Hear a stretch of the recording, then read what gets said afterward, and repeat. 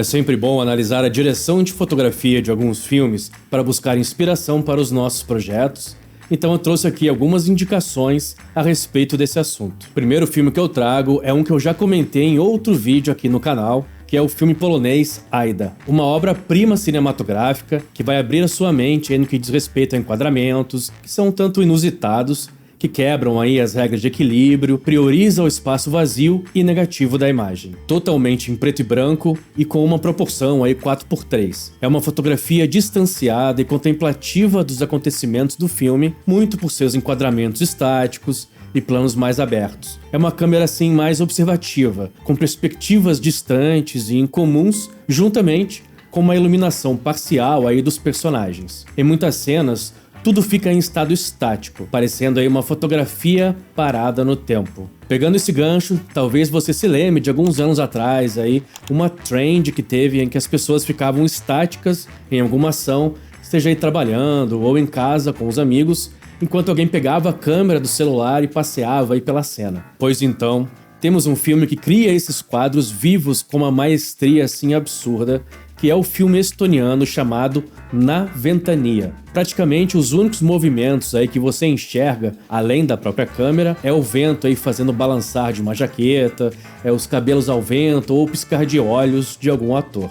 O diretor disse que levou em torno de 2 a 6 meses para criar cada quadro, contando aí com cerca de 400 atores ou figurantes. O resultado estético é incrível, é silencioso, misterioso e fúnebre, sendo bem relevante aí pensar devagar o olhar dentro de vários pontos do quadro e não apenas assim num local específico, como tradicionalmente os enquadramentos são desenvolvidos. Saindo do preto e branco e partindo aí para algo mais colorido e muita ação, eu trago John Wick 4, que antes de falar sobre as cores, a franquia sobressai sobre um montante aí de filmes de ação, principalmente por optar por movimentos fluidos e suaves de câmera, enquanto a ação aí de lutas e tiros se desenrola com pouquíssimos cortes de edição ou mudanças de planos. Na maioria das cenas de ação você não enxerga nada do que acontece aí com tantos cortes, movimentos bruscos de câmera na mão e tal. E John Wick, ele vai para um lado oposto, inclusive aí com muitos planos mais abertos. Dessa forma, a performance dos atores e das coreografias elegantes de lutas são valorizadas. E somado a isso, há uma estética gráfica com uma paleta de cores bem saturadas, coloridas e uma iluminação bem estilizada, que teve a inspiração nos filmes do diretor italiano Bernardo Bertolucci, justamente por não apresentar aí uma iluminação tão realista em seus filmes. Outro cineasta que também serviu aí como referência é o chinês Wong Kar-wai, que tem como um filme, assim, uma obra-prima, O Amor à Flor da Pele, como uma das suas grandes obras. E que traz assim um vermelho, um verde, uma questão com as cores muito intensas nesse filme. Uma curiosidade no John Wick 4 é que o diretor de fotografia ilumina os olhos do protagonista sempre com um catlight. É uma luz de olho, né? É um reflexo aí das luzes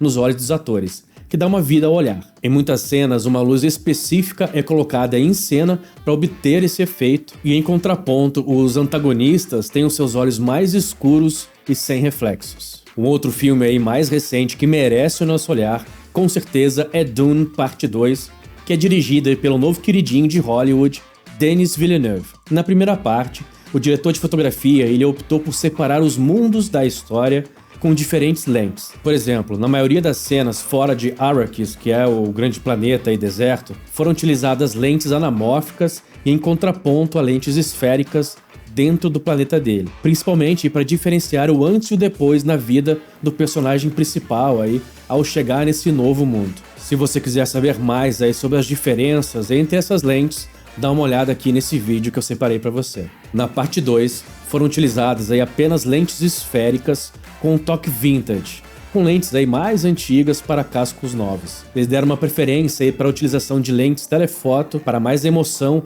e compressão aí de alguns espaços, ao mesmo tempo em que a vastidão aí do planeta e dos enquadramentos extremos ajudam a transformar os homens em pequenas miniaturas perante a imensidão das locações. Legal é que toda a direção de arte e as estruturas de Arrakis elas foram inspiradas aí no brutalismo, que é um estilo arquitetônico muito característico, com estruturas imponentes e concreto bruto aparente. Mais uma técnica aí que se destaca muito no filme é o uso do infravermelho para capturar as imagens nas sequências aí do Gladiador. Não é apenas colocar as imagens em preto e branco, mas sim é de você reter apenas o espectro infravermelho da luz. Por isso que eles alcançaram esse preto e branco tão diferenciado. Uma lista aí de cinematografia sem algum filme do Wes Anderson é quase difícil em função da peculiaridade do seu estilo, também não deixando assim de ser um clichê já bastante conhecido. Eu falo do curta-metragem A Maravilhosa História de Henry Sugar,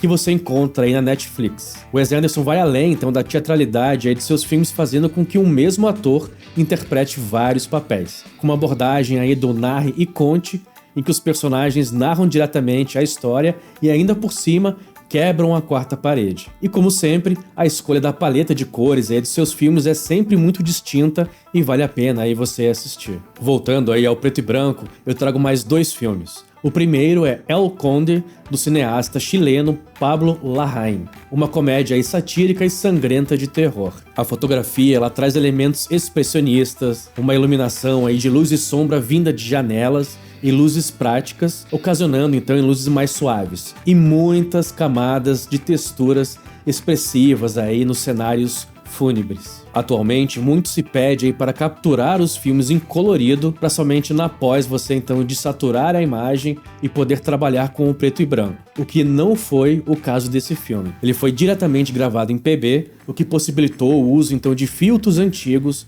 que ajustam assim de uma forma diferente os tons, contrastes e gradações da imagem. O segundo filme que eu trago é O Farol, que apesar de ser um drama, ele também carrega aí uma fantasia extravagante de horror e mistério. Neste caso, gravado em película ortocromática, que é lá do começo da fotografia do cinema, onde ela não é sensível ao vermelho, transformando então tudo que é vermelho em preto. Então as cores mais rosadas aí da pele caucasiana se tornam mais obscuras na captação, salientando então os poros, os vasos sanguíneos dos rostos dos personagens, o que ajudou muito na caracterização aí dos mesmos. E esse filme, então, ele dialoga muito mais com a técnica aí chamada chiaroscuro, que ficou muito conhecida aí nas obras de pinturas renascentistas por um alto contraste aí de luz, apresentando poucas gradações entre a luz e a sombra, resultando em imagens com mais profundidade e dimensão na modelagem, então, aí dos objetos. É claro que essa técnica não é exclusiva do preto e branco, mas também ao colorido,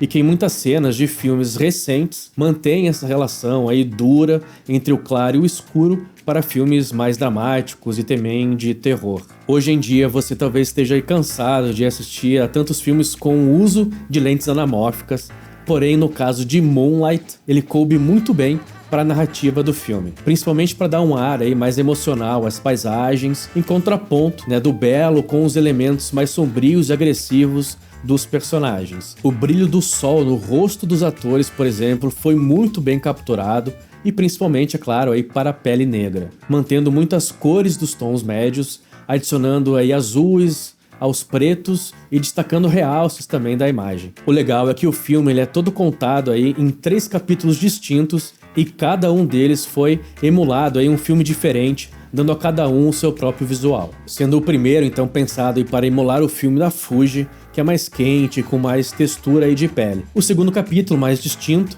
emulando um filme Agfa alemão, que adiciona então ciano aos destaques da imagem, que dá um tom então mais azul esverdeado ao Moonlight, que é tão característico aí do filme. E o terceiro, sendo uma versão aí do Kodak com mais pop e brilho à imagem. Oscar de 2024, não podemos deixar aí de falar sobre o filme que foi tão esperado do Nolan, que é o Oppenheimer, que levou 7 estatuetas. O visual do filme ele foi todo elaborado aí para aproveitar ao máximo as possibilidades que só uma sala de cinema é capaz de proporcionar. Ele é rico em muitos aspectos e usaram aí o IMAX 65mm para uma grandiosidade das cenas, tirando aí a explosão da bomba, que muitos acharam muito fraca. O curioso é que as cópias do filme chegaram a mais de 18 quilômetros de película. O interessante desse formato é a imersão visual que ele alcança, com a tela aí aparentemente curvando-se ao redor do espectador, o que num certo sentido ele limita também o chamado espaço negativo aí da composição. Somando a isso, o diretor e o fotógrafo, em muitos momentos, eles criam planos assim bem abertos e próximos dos atores, acentuando então a imersão nos pensamentos dos personagens. É como se nós aí estivéssemos ao lado ou de frente para eles. Porém, pouquíssimas salas de cinema aí foram capazes de lidar com tamanha resolução e nós brasileiros então praticamente não vimos aí o filme na sua potência. Até abre-se um debate, mas apesar disso, o filme realmente é muito impactante visualmente. Não podemos deixar aí os diretores de fotografia de lado e apenas analisar os filmes pela ótica do diretor. Então eu trago para vocês pelo menos alguns nomes mais atuais aí para vocês estudarem e acompanharem o trabalho de alguns diretores de fotografia e entender também que eles possuem assim uma impressão digital que acaba também contribuindo aí para a estética do filme. Eu vou deixar então na descrição do vídeo alguns deles para vocês pesquisarem aí como um tema de casa e é claro também alguns diretores brasileiros. Se inscreva no canal, dá uma olhada nos meus e-books que estão na descrição também aqui do vídeo. Até a próxima aí e valeu!